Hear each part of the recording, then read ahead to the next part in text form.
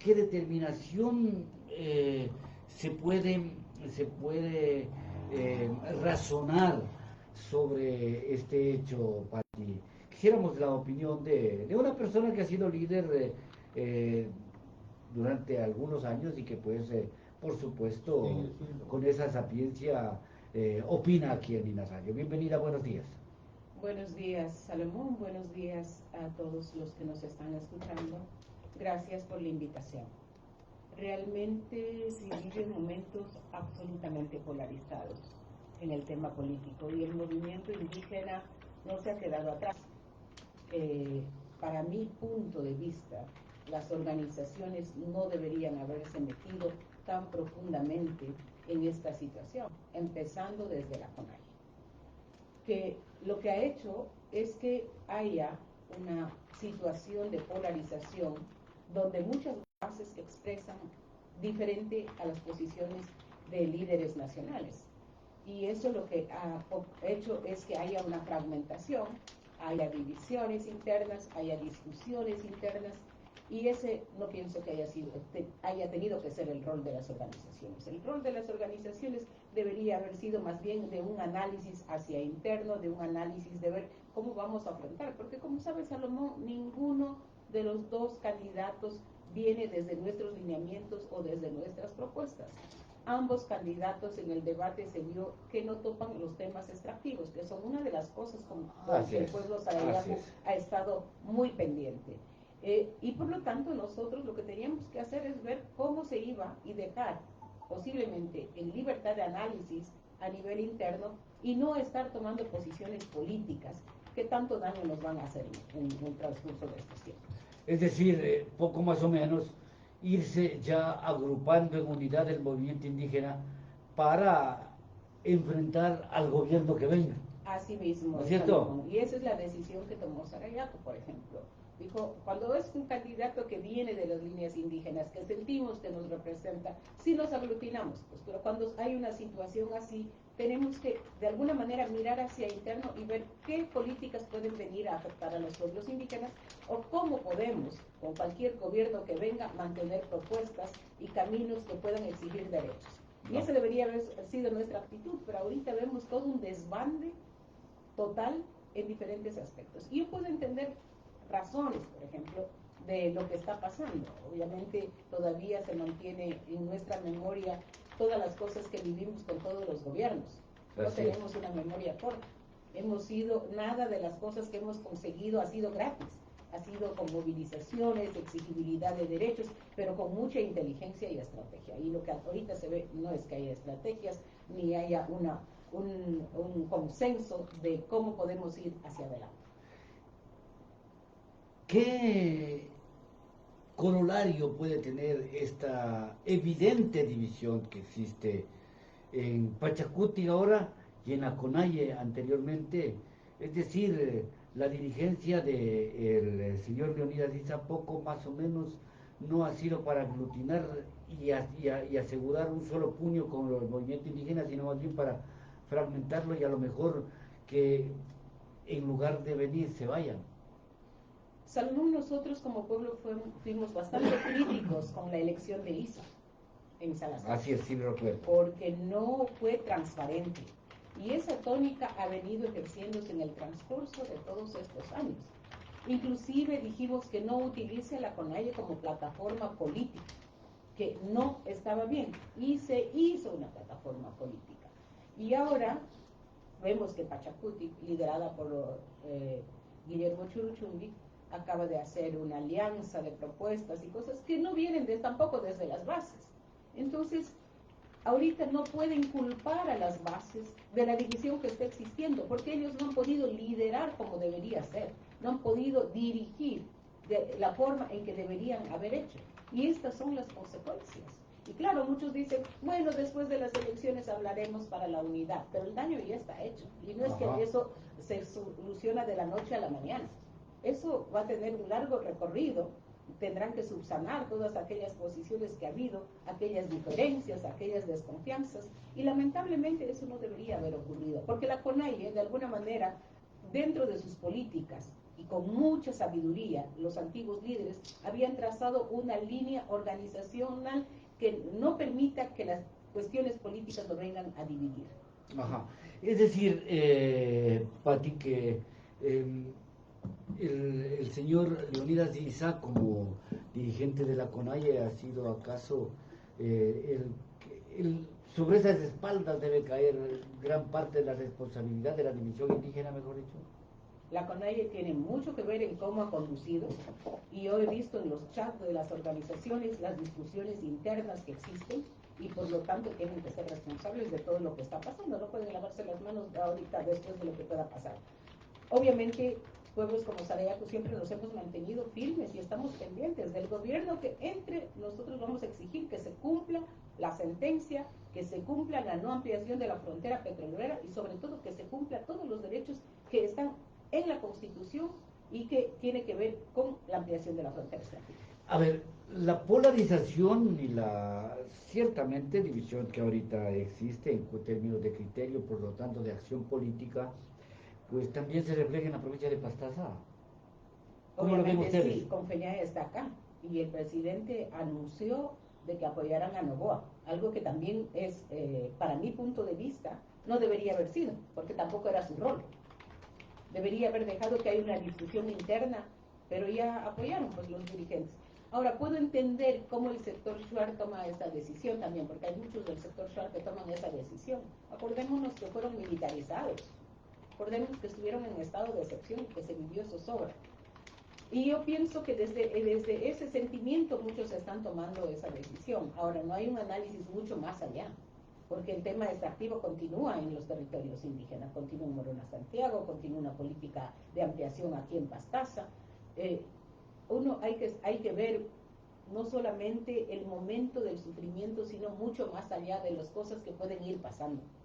Porque como les dije anteriormente, son gobiernos que están basando todo su modelo económico en extracción de recursos y los recursos están en territorios indígenas y son gobiernos que no son candidatos que vienen desde propuestas desde nuestra visión. Obviamente con eso tenemos que batallar. Ahora, hay mucho temor de que vuelvan las cosas que vivimos y que ustedes lo saben. Nosotros vivimos una persecución terrible, tanto a nivel personal como a nivel de pueblo y comunidad. Entonces, también hay ese temor.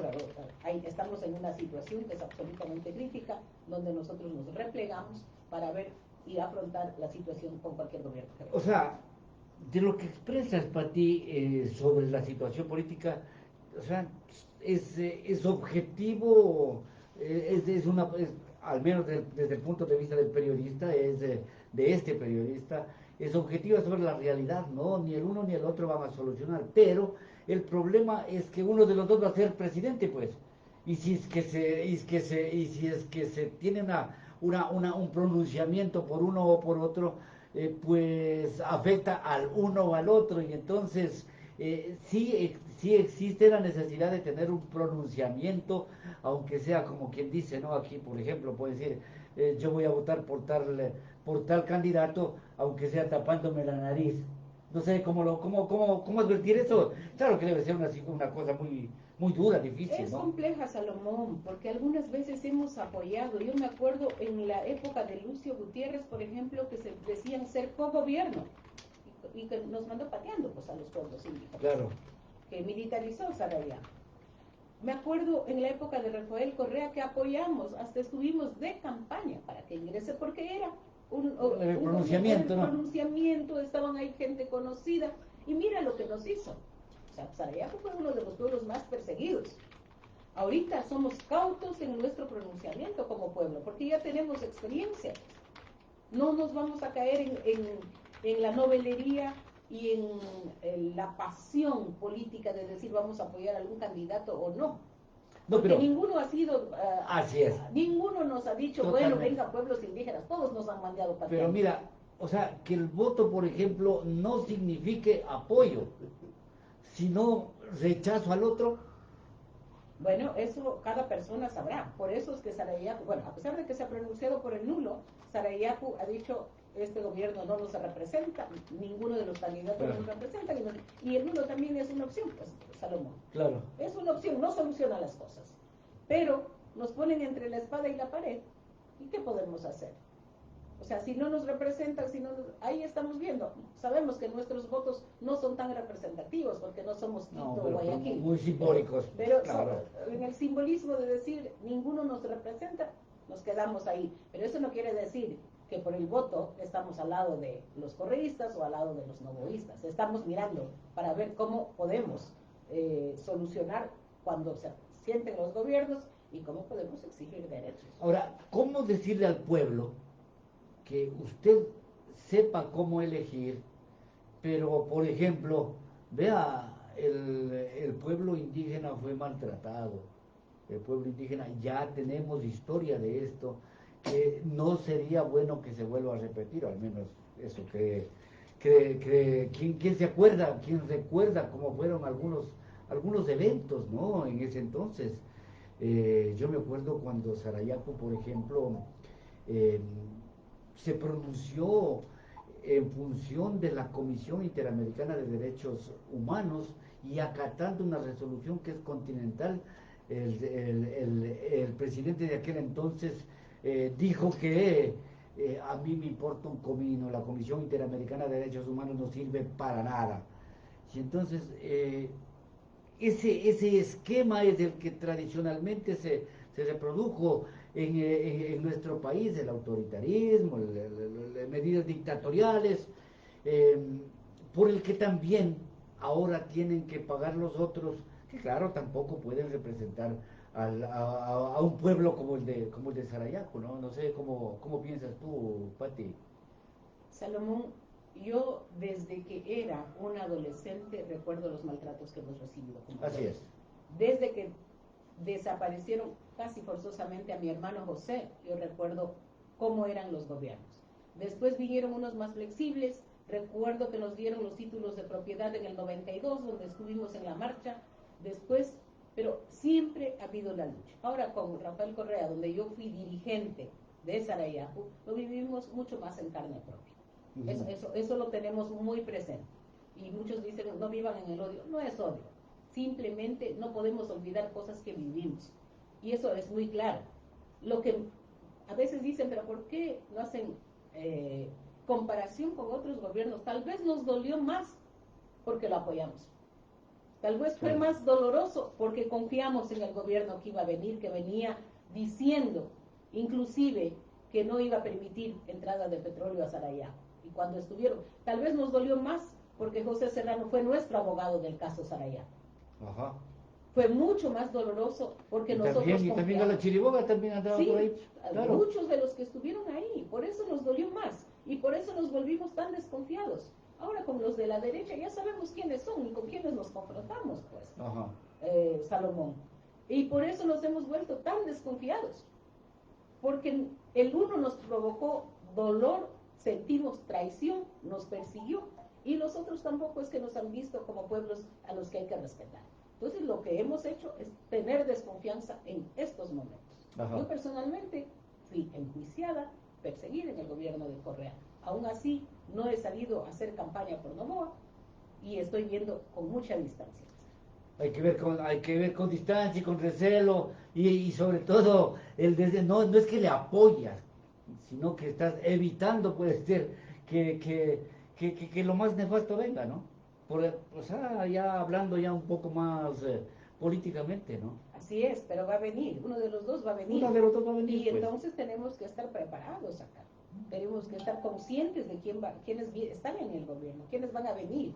Ahorita, meternos en las pasiones políticas de decidir o estar en campaña, no. Vamos a ser cautos como pueblo y así lo estamos mirando y esperábamos que así sean las organizaciones, pero lastimosamente se han metido en toda esta revolú político y lo que han hecho es generar mayor confusión y mayor división a interno de las comunidades. Gracias, Pati. Pues si algo más tienes que añadir, por favor. No, nada más. ¿Qué hay de novedades de Sarayaku? Cuenta algo. Sarayaku continúa ahí con su plan, continúa exigiendo derechos, continúa un poco más sabio en algunas cosas, pero no se ha quedado atrás. Continúa enfocado en su territorio y en ver cómo hacemos ese modelo sostenible y ese pueblo que transmita vida en vez de tomar decisiones apresuradas. Pati Hualiga, aquí en Dina Radio. Anuncio promocional de Salvador. Hemos ampliado nuestro Gracias, Pati. servicio al cliente a todo el público. Cooperativa de ahorro. Difícil decir votar por Novoa. Pero toca, yo